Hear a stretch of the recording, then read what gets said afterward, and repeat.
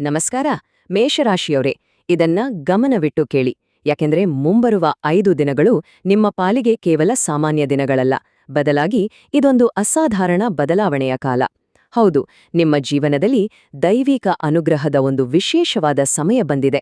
ಹಾಗಿದ್ರೆ ಬನ್ನಿ, ಈ ದೈವಿಕ ಸಂಕೇತಗಳು ಏನ್ ಹೇಳ್ತಿವೆ ಮತ್ತು ಈ 5 ದಿನಗಳು ನಿಮ್ಮ ಭವಿಷ್ಯವನ್ನ ಹೇಗೆ ಬದಲಾಯಿಸಲಿವೆ ಅಂತ ನೋಡೋಣ. ಮೊದಲನೇದಾಗಿ ಒಂದು ವಿಷಯ ಸ್ಪಷ್ಟಪಡಿಸ್ತೀನಿ. ಇದು ಎಲ್ರಿಗೂ ಹೇಳೋ ತರಹದ ಸಾಮಾನ್ಯ ರಾಶಿಫಲ ಖಂಡಿತ ಅಲ್ಲ. ಇದನ್ನ ನಿಮ್ಮ ಜೀವನಕ್ಕಾಗಿಯೇ ಕಳುಹಿಸಿರುವ ಒಂದು ರಹಸ್ಯ ಸಂದೇಶ ಅಂತಾನೆ ಭಾವಿಸಿ. ಪ್ರತಿಯೊಂದು ಮಾತನ್ನೂ ಗಮನವಿಟ್ಟು ಕೇಳಿ, ಯಾಕಂದ್ರೆ ಇದು ನಿಮಗಾಗಿ, ವಿಶೇಷವಾಗಿ ನಿಮಗಾಗಿ ಮಾತ್ರ. ಈ ಬರ್ತಿರೋ 5 ದಿನಗಳು ಇವು ಕೇವಲ ದಿನಾಂಕಗಳಲ್ಲ, ಬದಲಿಗೆ ನಿಮ್ಮ ಜೀವನದಲ್ಲಿ ಒಂದು ಹೊಸ ಯುಗದ ಆರಂಭವನ್ನೇ ಸೂಚಿಸುತ್ತಿವೆ. ಅದೆಷ್ಟೋ ಸಮಯದಿಂದ ಒಂದೇ ಕಡೆ ನಿಂತುಬಿಟ್ಟಿದ್ದ ವಿಷಯಗಳು ಈಗ ಮತ್ತೆ ಚಲನೆಗೆ ಬರುವ ಸಮಯ ಇದು. ಕರೆಕ್ಟಾಗಿ ಕೇಳಿಸ್ಕೊಳ್ಳಿ, ಈ ಅವಧಿಯಲ್ಲಿ ಎರಡು ದೊಡ್ಡ ಶುಭ ಸುದ್ದಿಗಳು ನಿಮ್ಮನ್ನು ಹುಡ್ಕೊಂಡ್ ಬರ್ಲಿವೆ. ಈ ಸುದ್ದಿಗಳು ಎಷ್ಟೊಂದು ಪವರ್ಫುಲ್ ಆಗಿರ್ತವೆ ಅಂದ್ರೆ, ಅವ ನಿಮ್ಮ ಮನಸ್ಸಿನಲ್ಲಿ ಎಷ್ಟೋ ವರ್ಷಗಳಿಂದ ಬೇರೂರಿದ ಭಯ, ಅನುಮಾನ ಎಲ್ಲವನ್ನೂ ಬುಡ ಸಮೇತ ಕಿತ್ತು ಹಾಕ್ತವೆ. ಇಲ್ಲಿ ಒಂದು ಇಂಟ್ರೆಸ್ಟಿಂಗ್ ಸತ್ಯ ಇದೆ ಗೊತ್ತಾ? ನಿಮ್ಗಿದು ತಿಳಿದಿರಲಿ ಅಥವಾ ತಿಳಿಯದೇ ಇರಲಿ, ಒಂದು ಅಗೋಚರ ದೈವಿಕ ಶಕ್ತಿ ನಿಮ್ಮ ಪ್ರತಿಯೊಂದು ಹೆಜ್ಜೆಯನ್ನು ಗೈಡ್ ಮಾಡ್ತಿದೆ. ಅಂದ್ರೆ ನೀವು ಒಂಟಿಯಲ್ಲ, ನಿಮ್ಮ ಜೊತೆ ಒಂದು ಮಹಾನ್ ಶಕ್ತಿ ಇದೆ ಅನ್ನೋದನ್ನ ಮರಿಬೇಡಿ. ಮೇಷರಾಶಿಯವರ ನಿಜವಾದ ಸ್ಪಿರಿಟ್ ಏನು ಅಂತ ಮೊದಲು ಅರ್ಥ ಮಾಡ್ಕೊಳ್ಳೋಣ. ಯಾಕಂದ್ರೆ ನೀವು ಈ ಹಿಂದೆ ಪಟ್ಟ ಕಷ್ಟಕ್ಕೂ ಇವತ್ತು ನಿಮ್ಮಲ್ಲಿರೋ ಶಕ್ತಿಗೂ ಒಂದು ಆಳವಾದ ಸಂಬಂಧವಿದೆ. ನೀವು ಎದುರಿಸಿದ ಪ್ರತಿಯೊಂದು ಸವಾಲ್ಗೂಡ ನಿಮ್ಮನ್ನ ಇವತ್ತಿನ ಈ ಗೆಲುವಿಗಾಗಿ ಸಿದ್ಧಪಡಿಸಿದೆ.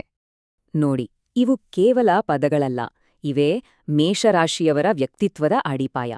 ಅವರ ಧೈರ್ಯ, ಅವರ ಹೃದಯವಂತಿಕೆ, ಅವರಲ್ಲಿ ಹುಟ್ಟಿನಿಂದಲೇ ಬಂದಿರೋ ಲೀಡರ್ಶಿಪ್ ಕ್ವಾಲಿಟಿ ಎಲ್ಲವೂ ಅದ್ಭುತ. ಅವರು ಸುಮ್ಮನೆ ಯೋಚನೆ ಮಾಡಲ್ಲ, ಆಳವಾಗಿ ಯೋಚನೆ ಮಾಡ್ತಾರೆ. ಒಂದ್ಸಲ ನಿರ್ಧಾರ ಮಾಡಿದ್ರೆ ಮುಗೀತು, ಅದನ್ನ ಸಾಧಿಸೋವರೆಗೂ ಬಿಡೋದೇ ಇಲ್ಲ. ಮೇಷರಾಶಿಯವರ ಎಮೋಷನ್ಸ್ ಸ್ವಲ್ಪ ಕಾಂಪ್ಲೆಕ್ಸ್. ಅವರ ಕೋಪ ಇದೆಯಲ್ಲ, ಅದು ನೋಡಕ್ಕೆ ಬೇಗನೆ ಬಂದ್ಹಾಗೆ ಅನ್ಸುತ್ತೆ, ಆದ್ರೆ ಅದು ನೀರಿನ ಮೇಲಿನ ಗುಳ್ಳೆ ಇದ್ಹಾಗೆ, ಕ್ಷಣಿಕ. ಆದ್ರೆ ಅವರ ಪ್ರೀತಿ ಅದು ಹಾಗಲ್ಲ, ಅದು ಡೈರೆಕ್ಟ್ ಆಗಿ ಹೃದಯದ ಆಳದಿಂದ ಬರುತ್ತೆ. ಅವರ ಕೋಪದಲ್ಲಿ ದ್ವೇಷ ಇರಲ್ಲ, ಕೇವಲ ಪ್ರಾಮಾಣಿಕತೆ ಇರುತ್ತೆ ಅಷ್ಟೇ. ಸೊ, ಒಂದು ವಿಷಯ ನೆನಪಿಟ್ಕೊಳ್ಳಿ, ನೀವು ಅನುಭವಿಸಿದ ನೋವು, ಅವಮಾನಗಳು, ಸೋಲುಗಳು ಅದೆಲ್ಲವೂ ಫೇಲಿಯರ್ಸ್ ಅಲ್ಲ. ಅದು ನಿಮ್ಮನ್ನು ಮತ್ತಷ್ಟು ಸ್ಟ್ರಾಂಗ್ ಮಾಡಕ್ಕೆ ಕೊಟ್ಟ ಒಂದು ಟ್ರೈನಿಂಗ್. ಆ ಅನುಭವವೇ ಈಗ ನಿಮ್ಮ ಯಶಸ್ಸಿಗೆ ದಾರಿದೀಪ ಆಗ್ತಿದೆ. ಸರಿ, ಈಗ ಅಸಲಿ ವಿಷಯಕ್ಕೆ ಬರೋಣ. ಈ ಎಲ್ಲ ಪಾಸಿಟಿವ್ ಬದಲಾವಣೆಗಳ ಹಿಂದೆ ಇರೋ ಆ ಶಕ್ತಿ ಯಾವುದು? ಈ ಎಲ್ಲ ಒಳ್ಳೆ ವಿಷಯಗಳ ಹಿಂದೆ ಯಾವ ದೈವಿಕ ಶಕ್ತಿಯ ಆಶೀರ್ವಾದ ಇದೆ? ಆ ಪ್ರಶ್ನೆಗೆ ಉತ್ತರ ತಿಳಿಯೋ ಮೊದಲು ಒಂದು ಕ್ಷಣ ನೀವೇ ಯೋಚಿಸಿ. ನೀವು ಬಹುಶಃ ಮರೆತಿದ್ರೂ ಕೂಡ ನಿಮ್ಮನ್ನ ಯಾವತ್ತೂ ಕೈಬಿಡದೆ ಕಾಯ್ತಿರುವ ಆ ಶಕ್ತಿ ಯಾವುದು? ಹೌದು, ಅದು ಬೇರೆ ಯಾರೂ ಅಲ್ಲ, ಶಕ್ತಿ, ಭಕ್ತಿ ಮತ್ತು ಅಚಲವಾದ ನಂಬಿಕೆಯ ಸಂಕೇತವಾದ ಆಂಜನೇಯ ಸ್ವಾಮಿ. ಈ 5 ದಿನಗಳಲ್ಲಿ ಅವರ ವಿಶೇಷವಾದ ಕೃಪಾಕಟಾಕ್ಷ ನಿಮ್ಮ ಮೇಲಿದೆ. ಆಂಜನೇಯ ಸ್ವಾಮಿಯ ಕೃಪೆ ಅಂದ್ರೆ ಸುಮ್ನೇನಾ? ಅವರ ಅನುಗ್ರಹ ಒಮ್ಮೆ ನಿಮ್ಮ ಮೇಲೆ ಬಿದ್ರೆ ಸಾಕು, ನಿಮ್ಮ ಅದೃಷ್ಟದ ದಿಕ್ಕೇ ಬದಲಾಗಿಬಿಡುತ್ತೆ. ನಷ್ಟ ಅಂತ ಅನ್ಕೊಂಡಿದ್ದು ಲಾಭವಾಗಿ ಬದಲಾಗುತ್ತೆ ಮತ್ತು ನಿಮ್ಮ ಜೀವನದಲ್ಲಿ ಅನಿರೀಕ್ಷಿತ ಪವಾಡಗಳು ನಡೆಯೋಕೆ ಶುರುವಾಗುತ್ತೆ. ಹಾಗಿದ್ರೆ ಈ ದೈವಿಕ ಕೃಪೆಯಿಂದಾಗಿ ನಿಮ್ಮ ಜೀವನದ ಬೇರೆ ಬೇರೆ ಕ್ಷೇತ್ರಗಳಲ್ಲಿ ಏನೇನು ಲಾಭಗಳಾಗಲಿವೆ ಅಂತ ಈಗ ನೋಡೋಣ. ನಿಮ್ಮ ತಾಳ್ಮೆ, ನಿಮ್ಮ ಪರಿಶ್ರಮಕ್ಕೆ ಪ್ರತಿಫಲ ಸಿಗೋ ಟೈಮ್ ಈಗ ಬಂದಿದೆ. ಸ್ಟೂಡೆಂಟ್ಸ್ ಇದ್ರೆ ಕೇಳಿ, ಈ ಸಮಯದಲ್ಲಿ ನಿಮ್ಮ ಕಾನ್ಸಂಟ್ರೇಷನ್ ಪವರ್ ಜಾಸ್ತಿ ಆಗುತ್ತೆ. ನಿಮ್ಮ ಹಾರ್ಡ್ ವರ್ಕ್ಗೆ ಖಂಡಿತ ಒಳ್ಳೆ ಹೆಸರು ಸಿಗುತ್ತೆ. ಇನ್ನು ಬಿಸ್ನೆಸ್ ಮಾಡೋವರೆಗೆ ಅರ್ಧಕ್ಕೆ ನಿಂತಿದ್ದ ಪ್ರಾಜೆಕ್ಟ್ಗಳು ಮತ್ತೆ ವೇಗ ಪಡ್ಕೊಳ್ತವೆ. ಇದರಿಂದ ಒಳ್ಳೆ ಲಾಭದ ಜೊತೆಗೆ ಹೊಸ ಅವಕಾಶಗಳ ಬಾಗಿಲು ಕೂಡ ತೆರೆಯುತ್ತೆ.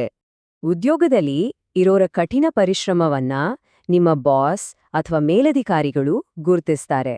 ಇದರಿಂದ ಪ್ರಮೋಷನ್ ಸಿಗೋ ಸಾಧ್ಯತೆ ಇದೆ. ಇನ್ನು ಫ್ಯಾಮಿಲಿ ವಿಚಾರಕ್ಕೆ ಬಂದ್ರೆ, ಮದುವೆ ಅಥವಾ ಸಂತಾನಕ್ಕಾಗಿ ಕಾಯ್ತಿರೋರ್ಗೆ ಒಂದು ಗುಡ್ ನ್ಯೂಸ್ ಕೇಳಿಬರಲಿದೆ. ಇನ್ನು ದುಡ್ಡಿನ ವಿಚಾರಕ್ಕೆ ಬರೋದಾದ್ರೆ, ಇಲ್ಲೊಂದು ದೊಡ್ಡ ಟರ್ನಿಂಗ್ ಪಾಯಿಂಟ್ ಇದೆ. ತುಂಬಾ ದಿನಗಳಿಂದ ಕಾಡ್ತಿದ್ದ ಸಾಲದ ಸಮಸ್ಯೆ ಬಗೆಹರಿಯುತ್ತೆ. ಅನಿರೀಕ್ಷಿತವಾಗಿ ಹಣ ಬಂದು ಸೇರೋ ಯೋಗವಿದೆ. ಇದರಿಂದ ಫೈನಾನ್ಷಿಯಲ್ ಪ್ರೆಷರ್ ಗಣನೀಯವಾಗಿ ಕಡಿಮೆಯಾಗುತ್ತೆ.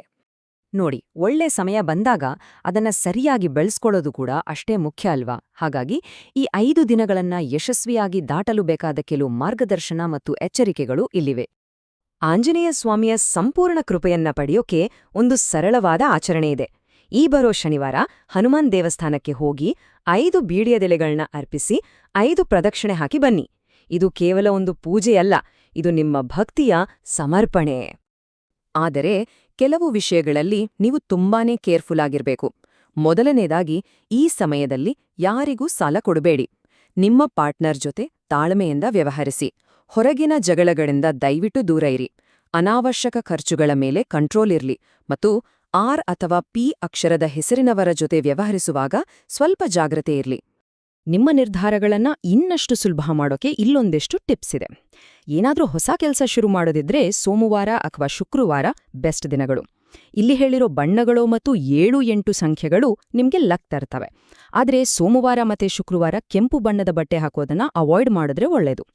ಕೊನೆಯದಾಗಿ ಒಂದೇ ಮಾತು ನೆನಪಿಡಿ, ಇದು ಕೇವಲ 5 ದಿನಗಳಲ್ಲ, ಇದು ದೇವರು ನಿಮ್ಗೆ ಕೊಟ್ಟಿರೋ ಒಂದು ಸುವರ್ಣ ಅವಕಾಶ. ಧೈರ್ಯದಿಂದ, ಭಕ್ತಿಯಿಂದ ಮತ್ತು ನಂಬಿಕೆಯಿಂದ ಮುಂದೆ ಹೆಜ್ಜೆ ಇಡಿ. ಈ ಅದ್ಭುತ ಅವಕಾಶವನ್ನು ನಿಮ್ಮ ಜೀವನದ ಒಂದು ಹೊಸ ಆರಂಭವನ್ನಾಗಿ ಪರಿವರ್ತಿಸಿಕೊಳ್ಳುವ ಶಕ್ತಿ ಖಂಡಿತವಾಗಿಯೂ ನಿಮ್ಮಲ್ಲಿದೆ.